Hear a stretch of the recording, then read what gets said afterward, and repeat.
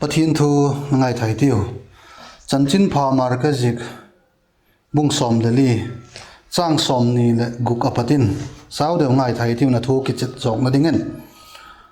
lap athupi chun peterin nakilep sanding again lok na la pakhada sak zo chun olive tang lamina chiwa jesu na kingun tu zana hin laleng un ei tai sanding la hiu belampu chu vuông katin belam te chu zam chek sik sekinaw ki zit gola khan himale kahung thok ki nong takle lama lamun galili lama ala chiding ka hi ati je pha chun peterin kegin midang zo se jam lewle ke chu jam pung ka ati jesu na kegin ti takzetin ka hil la hi tuni tu zan nge hin ang ni ve khun man thum ve e kilep sanding la hi ati himale ama chun ti takzetin agena la thi thina thiding hi jing lengle hun kilep san lo hel ding ka hi ati jegul chun ahun ti chiedun chanchin pha Luka jegbung som ni lani chang som nga le li ki patin ngai thaki ti tiu ti chuna ma chu amanu pui tawa thiam pulian pe ni na chun apui lu tawa Peter chun gam la takin azuya jewai homna in tola chun me asem phatun Peter le alakun avakichu himale suok nu meite laka pakhat hin me wakna laki chu chu ahun mutan ahun en chiena jipa hile aloi laku mi hi ahun ti tai himale ama chu akilepa nume ama chu ka he khapui ahun ti jezo solo wachun midang pakhat in ahung mukita akiegin nangle alaku mi lahi ati Peter chun ka he khatalo zen hi on tikida chule da kal khat vel zoin midang khatin jepa hile akiengo kha ahi ge nge hi galili mi hi hilam on ti chakke jinga Peter chun lathogen chu ka he poi ati ji again lai tak chun a hong kho ngal tai ji pha chun lalpa hong ki heya Peter chu hunena Peterin lalpa na kinga alagen sa nangina khon man thum ve kilep sanding lahi ati kha hun dok tai Peter chu apot doka ha ka in akap tai lalpa na thu lengwadi ni maljawl pe khen la pa chap na huning ka lalpa ka pau pathian bangkim hi thei tuni hun hai tak mai lei pe ka hen la thu tom cha la suak ting lo ki patin gen le ngai thadingin kong ki sawa nangin da thu la maljawl sa kaleng tak wading athak taka ei maljawl piak dingin kalal pau jesu christam nin kon don wa he amen tuni thupi dingo kong tel chu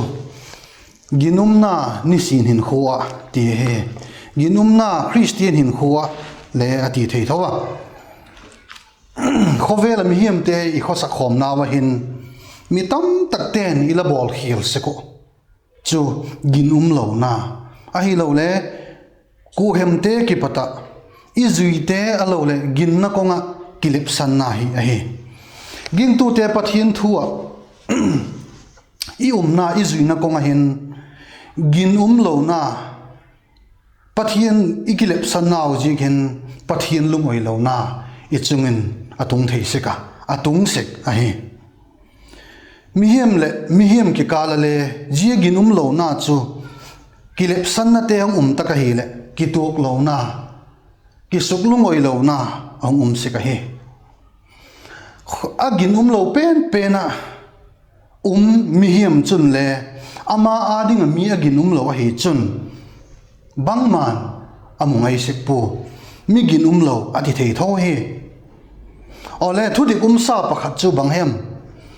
mihang sanin le lau chang hi lo le zam mang chang anei sik hi ti he tulai din muna politics ti ta he o christian sung ko nu pan ki ka he ta he o thupi ki samama hin khu mang te le câu chu ma le câu chum sunga le a hi thowa zam mang ginum lo chang hi om sik hi ole ilalpa jesu christa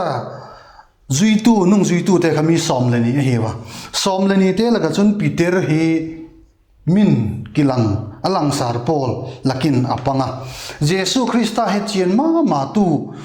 te la ka pakhat he nung ji som ni le som le ni te la ka khan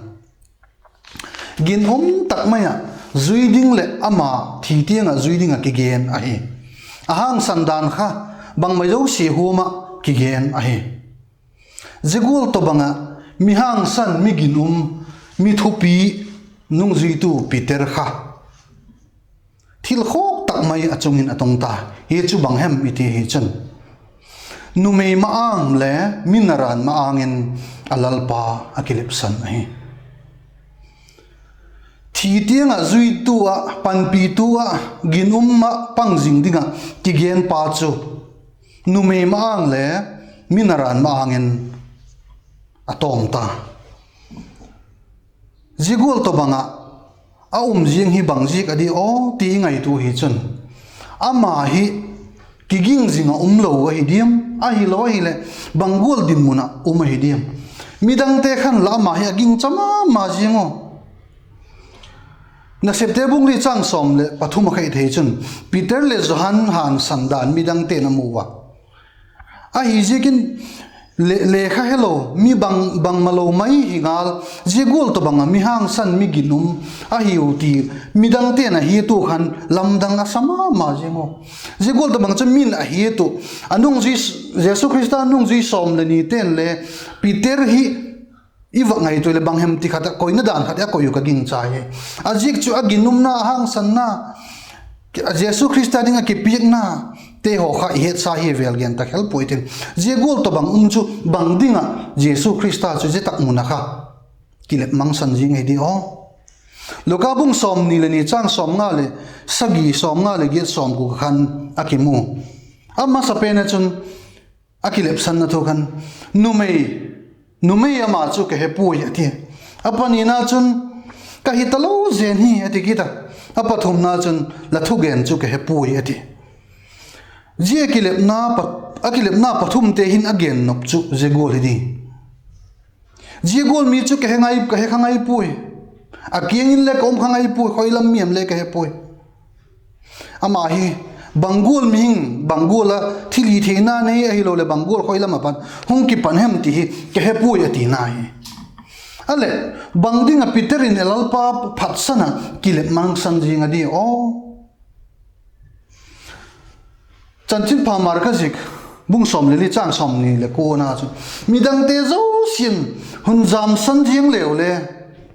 thi tinga ding nang chong zwing ka tin ti te mu la thi na thi ding ka hi ti chang som thom le khat na kan le i mu the hi Peter ki piak zona kha vak i vak le ngai tu ki de chun Jesu Christa chu he chian ma hi ti he the mi hem te hin hi chian te a ding chun thi ngamin le ka pang ngam hi ti se kai I he Peter hin a happy ki ta hi a happy ma je ka chun nanga dingin thi ngamin pangin ka ati hi jigol ta banga chu Peter in Jesu Christa chu he chi na hi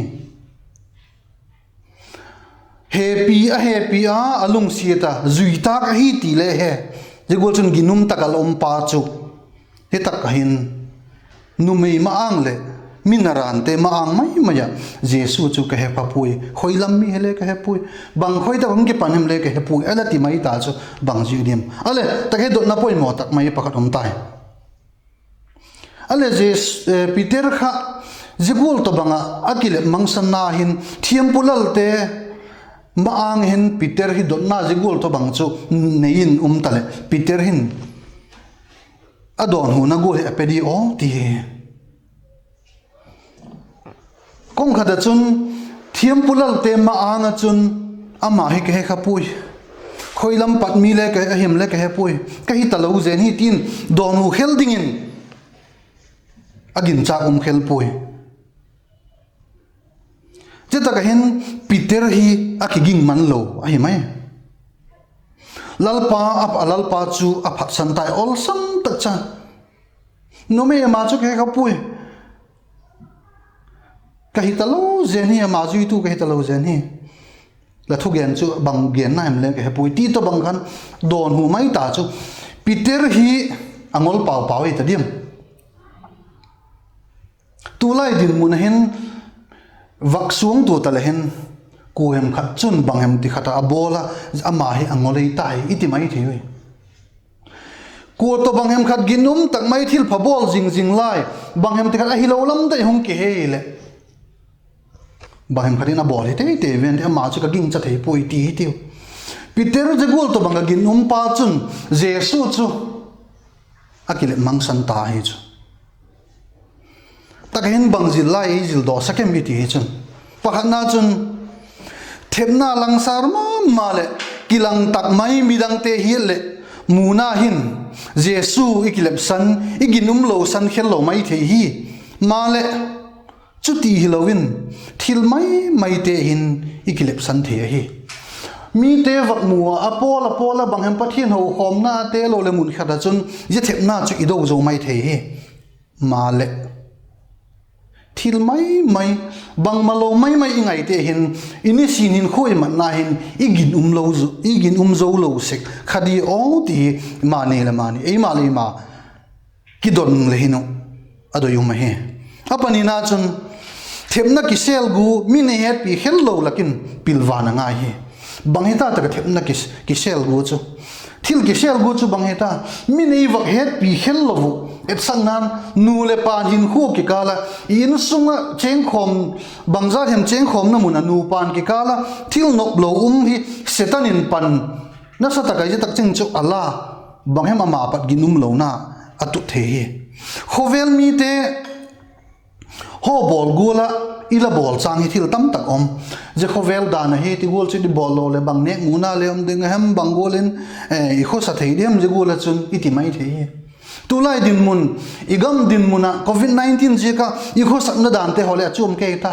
jehun lai i thil mu dan te hole tu hin i mutalo mai the a hi je kin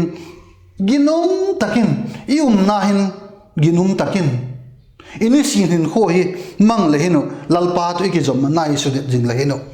Lalpa'n ga hoi tak mai ei mu sak ding he ti hi ki ne mai jabang ki de chun ilung thimo jesu sak jinga nga hi Peter khan alung thima jesu kha chu saka thei patopin jesu azuya ginum takin oma ataksa le adung thima ngai tu ne yo sin le jesu azuya a chan chin lui kha a thupi ma mai nge hilale al kilep san hun jesu thum ve kilep san ding le hi ti ang het do din mun kha wangai tu len atu hun khan a history kha bang malo asoi a khom ma je ngai bangolin ginumin bangolin thil pha bol le atu hun din mun na jesu a kilep san tak je khan a zero ta he a kisi ka ti theina ka pa bang ma bol the ta po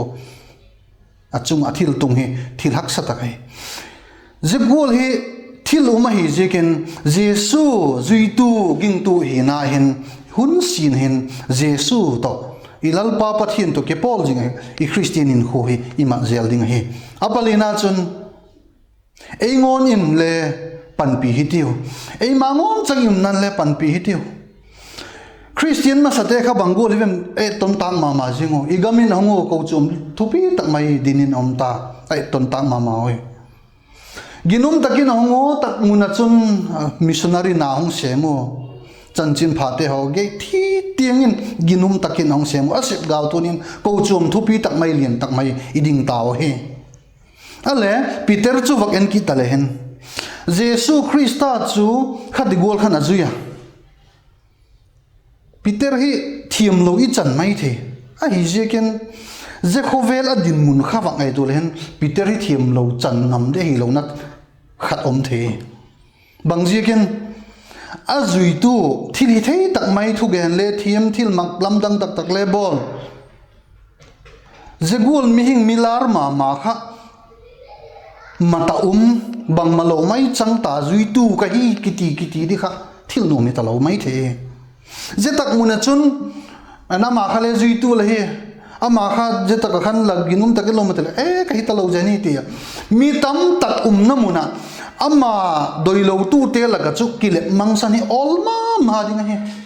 Gingtute Hinkhua ko manama kha Gingtute la hi ti lo ale tam ta hi ila zamang se kaila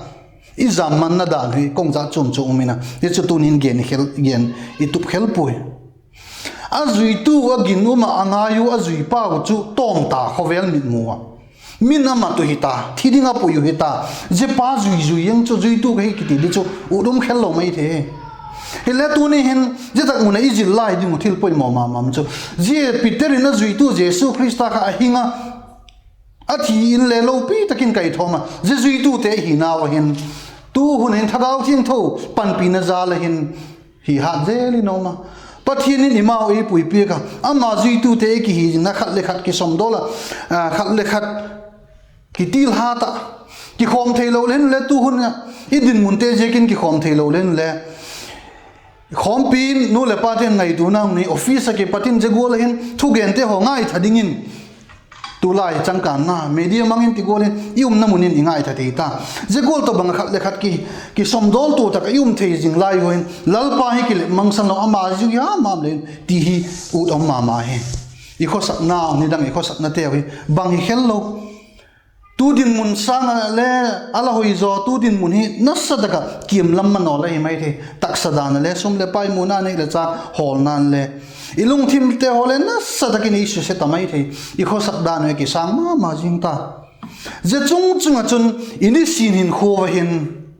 Ginumna hi tu in lal na hi semitin ama angin thei patopa kunin ama ading semin ginum takin aneu pen te lakale midang te ki ngale ama zui tu te ka hi ama tel do ko chum te ka hi ama ading in ginuming ka tia ila tuk de na sa kha thei patopin tu thak gitin ngai tu thak gitin lal na sem le hino kisikin ka po hetivin kipak takin in ho hi mangding hiu zidinga chun Ginumna Nisin Hinkhua zui thei jel dingin ko chum te ileng ni ki chelo hi Lalpa'n ilego andi ni maljawl piak la